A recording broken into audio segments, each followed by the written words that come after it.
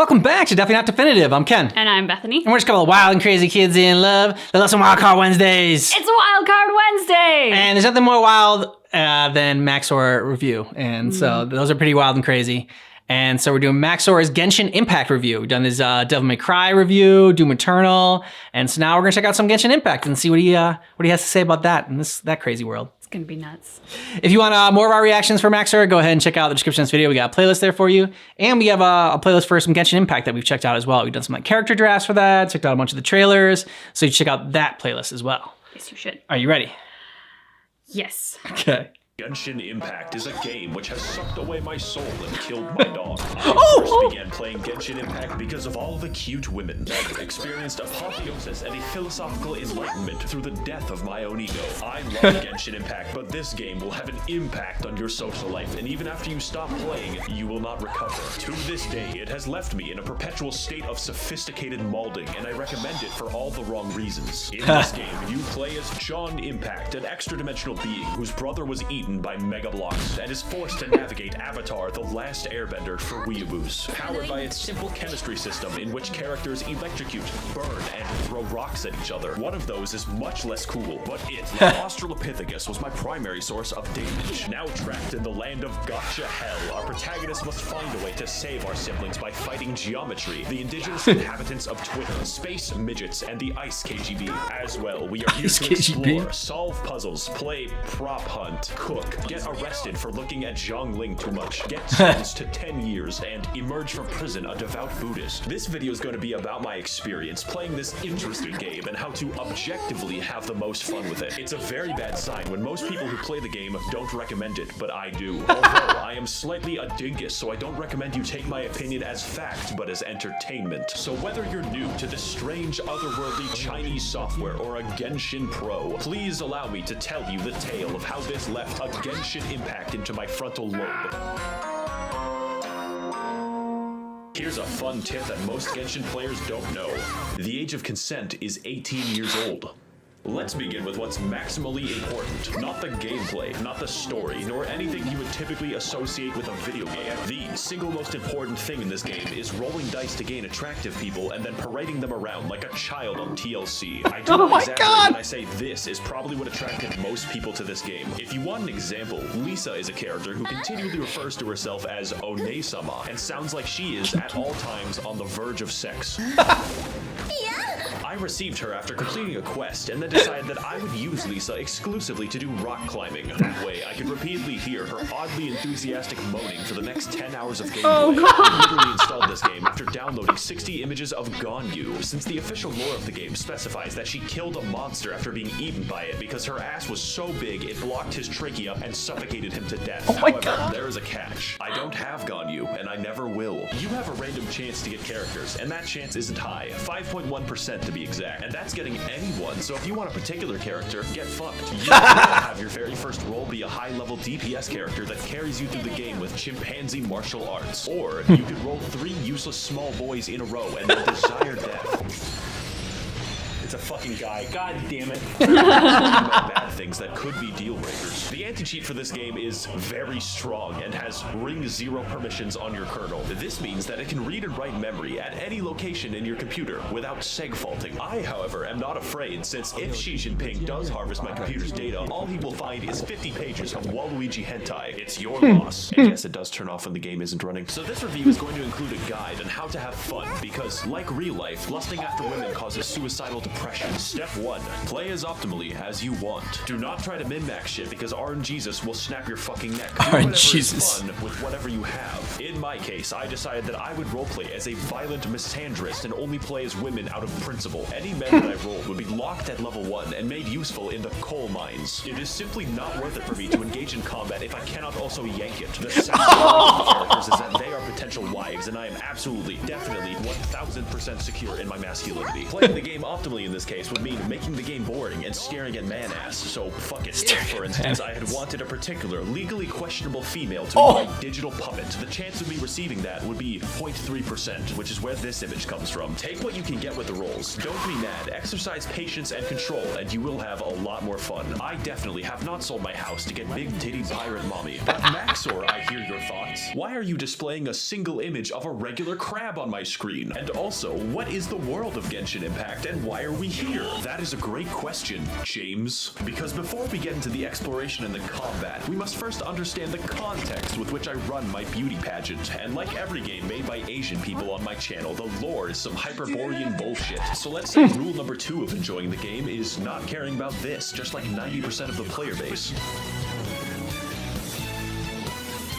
The world of Teyvat is ruled collectively by 7 gods who govern the 7 elements. Except the nature god, he's special. This came about because 2,800 years ago, there were like 80 gods or something. Then everything changed when the Fire Nation attacked. No, but actually 7 seals opened up in heaven, so literally every god fought over their power to the death. The result was the 7 gods of each element we see today, each ruling over their own nation in their own fucked up ways. Every once in a while, these delusional bastards will just give random people superpowers, like how the electricity god just gave a girl with a mental disorder a talking bird. This also includes small children who could very possibly kill themselves for some reason. Now, the world you see in-game takes place in 2 nations, or 3 if you're from the future. The first is Mondstadt, a lawless, anarcho-capitalist commune in New Hampshire, which has no formal governance of any kind. They instead rely institutionally on vigilante justice, including a hot Batman. As a result, an entire territory of their nation is completely overrun with wolves. No one has the systemic authority to stop people from exercising their rights and liberties to feed the wolves' babies. Oh, also, there's the fucking dragon problem. Did I not mention the murderous dragon? Next, we have the nation of Liyue, an extremely rich and powerful country to the east. They have recently come into conflict with Mondstadt due to the Luhua Pool massacre of 69,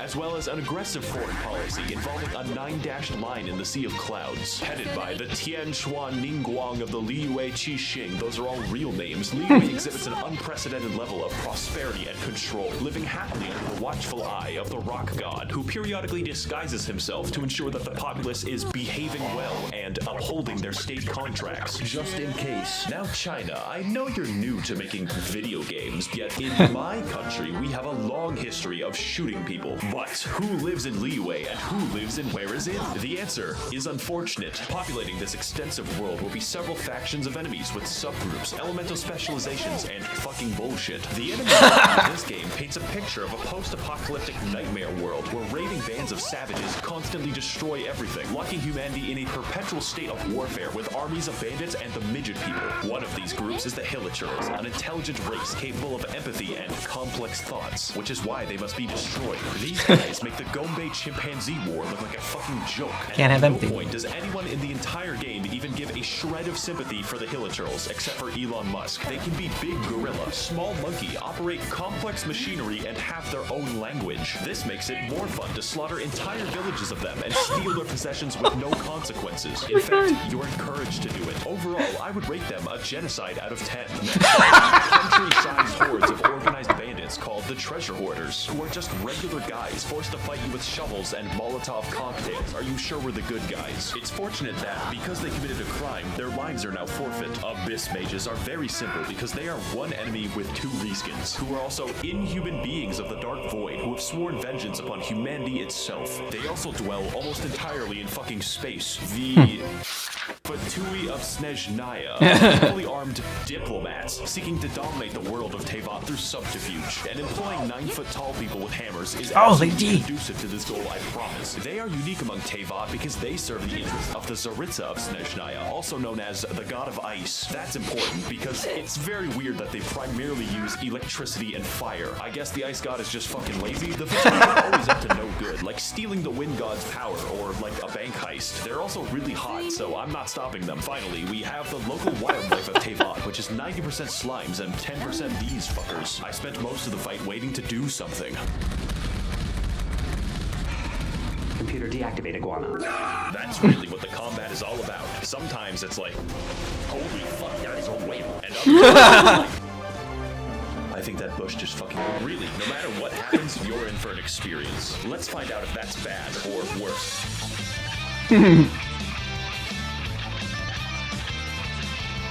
Shit Getting Intact is a game about flow, where to maximize their power, the player dynamically switches between their DPS character and everyone else. Rule number 3 of Genshin Impact. Pick one. Your typical team is comprised of your DPS baby, your heal support, your burst support, and moral support. Think of it like a train. You only need one engine and enough weight to kill Terry Davis. Now, like everything, characters have elemental alignments, which, depending on the enemy, can ruin the game. My wife Barbara could heal me, but in the process, must make everyone wet, which makes us a proverbial bathtub, which enemies will then catapult toasters into for massive damage. It's a fucking blast. You feel like a chemistry professor gone rogue, using the elements to his advantage and then blowing himself up in the process. Unless your DPS uses rocks, in which case, you know, just watch, I guess. Everything is elements, and everyone has an elemental skill and alignment. Unless you're the nature god who has no characters. Some are bad, and others are very bad. But many are completely game-changing, like how Beto's elemental skill adds a parry mechanic to the game, or how Ningguang invalidates all ranged enemies. The combat is definitely its strength, and is an experiment in how bad you can craft your psychotic dog water alchemy, and hopefully create a moving ball of destruction strong enough to kill God. To extend this concept, every character uses one of 5 unique weapon classes, such as Mongolian, Controller Erosion, the Waiting Game, Egg Catapults, and the Speed Beaven. So be careful with who you choose and what weapons that— oh wait, no, it's random, get fucked. Now, this would all gameplay if it didn't sometimes amount to throwing 2 sponges at each other. Enemies scale to your level, and generally health is not hard to come by. So depending on your investment, some enemies could take minutes to kill. This all amounts to making a classic video game build, the tank, entirely useless. You don't need a tank because you will be switching to your DPS anyways, who is a tank against your will. Health is literally always a shackle and a curse. That is, of course, unless you're playing Barbara, whose healing scales only off of health, making her tankier than Tiana. Let's go over an example party to give you some idea of the insanity that we're working with. It is optimal in most of my combat scenarios to cause forest fires by throwing a spicy bear. Why? Well, it's obvious. My DPS Beto can parry anything, which includes the heat of fire. Or how about Ningguang, who spawns a wall inside of enemies like it's Gary's mod? We just do it to piss them off. Did I also mention you can invite your insane Discord stalker to play co-op with you? The combat is fully functional. Hello, Max. I made a mistake, and this isn't even going into the complicated system by which you customize artifacts, upgrade your weapon, and level your character's talents, because that's boring. It can be made especially boring when you have to pick 30 mushrooms to do it, but you know, here we are. That leads me to my next point. You're gonna have to explore for those mushrooms, and that sounds bad, but it's actually the best part. Get ready for some cross-country gaming, because we literally have a lot of ground to cover. So rule number 4 of Genshin Impact is that if you see something, just go. You've probably noticed at some point that this game looks identical to Breath of the Wild, right down to the UI. This is an objectively correct assessment. It's just that the game doesn't give a shit, and neither should we. Breath of the Wild was so good that I wanted Breath of the Wild with more anime pussy, because god damn it, why did Nintendo make Zelda look like that? The amount of bandits and foreign soldiers in this game suddenly makes sense when you realize it has the geography of fucking Afghanistan. It's quite the vertical place, but you're given the tools to navigate it, like your feet or your sweat. And there is quite a bit to see. So, for an example, when I first installed the game, I didn't know that Leeway was in it. That's over half of the map. I was doing a quest that required a wild radish, so I naturally went hiking to find it and accidentally discovered the entirety of Ming Dynasty China, at which point I was wrongfully assaulted after being mistaken for opium. This is one of those games where you start finding chests in the wild, and within 30 minutes are flying to a strange island with a man named Jeffrey. It's actually not that different to Skyrim, but this game makes Skyrim look like it's in Kansas. There is always something to do, and always something to find. You would think that it would get stale, but they just keep finding ways to turn on my neurons. There is a puzzle, I just wanted the chest, which spans an entire region of the game where you have to climb 3 mountains. You can spend an afternoon doing that, and it's viable. There is no direction that you can go that will not help you in some tangible way, and that's what's important about exploration. It's not just pretty,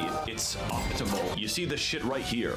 This activates my fucking almonds. Exploring this game trains your neurons to fire at the most basic of incentives, like a lab chimp. But seriously, if you aren't yet considering the game, just have fun exploring it. Stop and smell the flowers and accidentally find China over a vegetable. I found it eventually. It took 3 hours. Now, if the review had ended here, this would be a definite recommend because the game is free. It costs $0. It cannot yank your bank. Not that I would know, but I must warn you that there are some serious drawbacks besides the fucking Chinese surveillance state that you have to install. So it's time to give you the final tools and rules that you need to enjoy this game.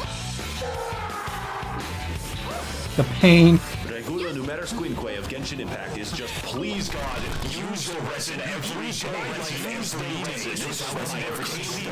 So to explain that, you have to understand that this game works by mostly giving you what you want when you seek it out. Unless it's crit damage. So you don't end up mindlessly slogging for 10 hours a day for a single goddamn Warframe chassis, but there is a catch. When it comes to grinding, there is a clever way to make sure that you can't trivialize the entire game, which is that the game just stops you. You expend resin when you kill a boss, want money, want XP, want artifacts, want to live, want to see my daughter again, pretty much anything. And if you have no resin, well, better wait. God will collect his existence tax and you will fucking pay. Even if you live in Mondstadt, the IRS is an eternal fixture of the universe. And although it's nice to have fair guarantees for artifacts, it has the unique side effect of stopping the game from being played. You get 160 a day, and for reference, you spend 40 for boss loot, so good luck. And if you thought that was bad, get ready for Rule 6, which is, yeah, you gotta do the daily quests. We Genshin players are always hard at work on the daily dopamine farms, putting in that grind so that we can have a 4-star object every 20 days. It really makes a man wonder why we bothered with making murder illegal in the first place. Thank you, Kane. This game can give you a lot if you decide to commit yourself to it, but if you don't, you will be scraping for crack crystals in a back alley, maybe make a YouTube video. That alone is probably enough to discourage most people. I thought I was going to be one of those people until I realized that I liked the game. Stockholm Syndrome is actually cool. You don't want to play with English voices. Set it to literally any other language except English. Now, the voice work isn't horrendous, but it doesn't sound like the dialogue was actually written for English, and the translation is fucking hilarious. Wolves frighten him so badly that he's paralyzed with fear. We've looked everywhere and haven't seen any of the wolves. So do what I do and play in Japanese, then switch the game to Chinese whenever you're in Liyue for maximal immersion. 感受到盐的元素力了吗？ Dear Mr. Sheep, please send missiles to liberate my country from the yoke of capitalism. Now that you're armed with what you need, should you play the game? Only if you have self-control. It's not worth it to spend money on the game. I'm serious, and that's why you should give me your money so I can spend it responsibly. Remember, the game is free, and so is the porn. I would like to thank the kind Chinese billionaires and international arms dealers of the Max0r Patreon for funding my hopeless and deadly addictions. If you would like to help fund the videos corrupting America's youth in the name of Naxalite Maoism, you can head to the description to learn more. Thank you all for watching and waiting, and of course, your IP address has already been traded. Yeah, my videos are a danger to society.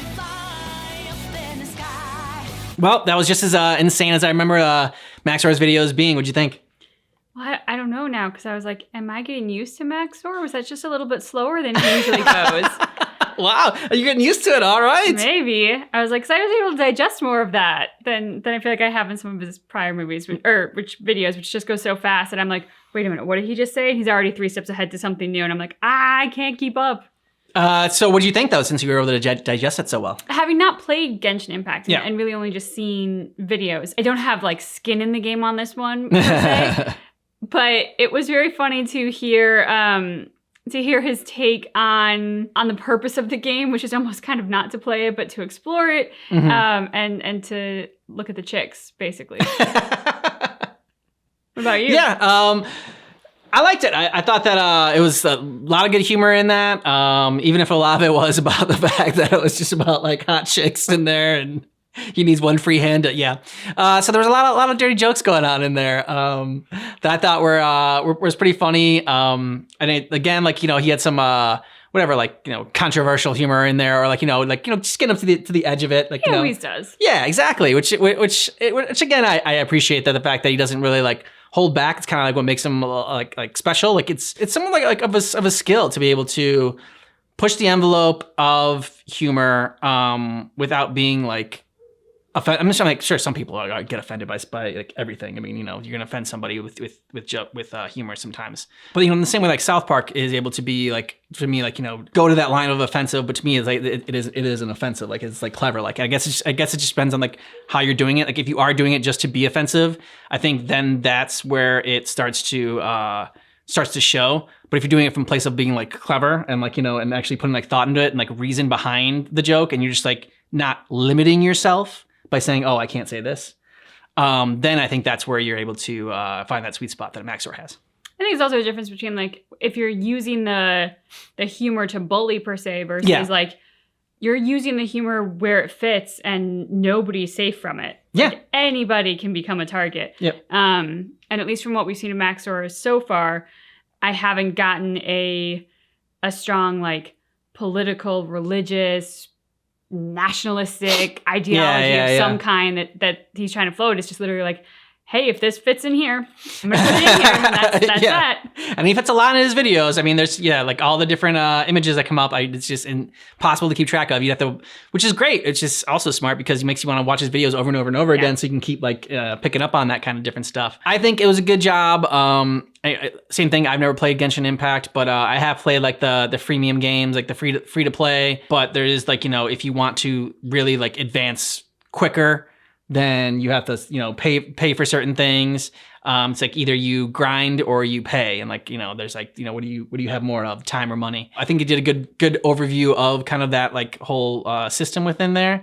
And as always, it just felt like an honest review and really going into why he likes it. I mean, I think a lot of people, if you ask them why they liked Genshin Impact, they might give you like a bunch of different reasons, but I don't think a lot of them would be like, oh yeah, because there's like hot girls in it and everything. They feel silly saying that, but the fact that he's like saying it openly, I think is great. I feel like there's nothing that's going to make Max0r feel silly about saying it. Yeah. And I think that's what makes it fun and special to watch his reviews, is that they will be very candid and very honest. Yeah, and the fact that he's like, not only that, but he hates getting guys and rolling and getting a guy character. God damn it, a guy character. Just because he doesn't want to play with them. He sends them to the mine to whatever, to farm materials that you need in the game. So I think I found that funny too. You'll let us know some more videos to check out for Genshin Impact and for Max0r, some more reviews that you like of his. And I think the Elden Ring was a popular one, and obviously Metal Gear Rising, I think, was another popular one for Max0r that people wanted us to check out. If you want all of our Max0r reactions, go ahead and check out the description of this video. We got a playlist there for you. Thanks so much for checking out our review for Max0r's Genshin Impact review, but just keep in mind that our reaction is definitely not definitive.